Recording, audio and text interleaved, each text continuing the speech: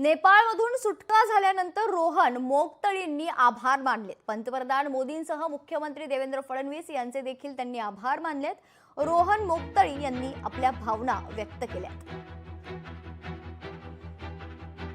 Back now in the safest city of the world, which is Amchi, Mumbai.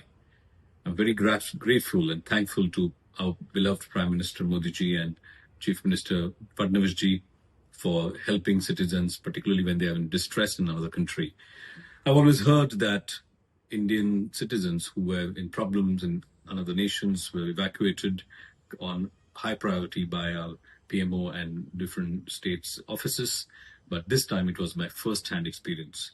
I'm alive today because I got help, and therefore I'm immensely grateful, particularly to the CMO's office.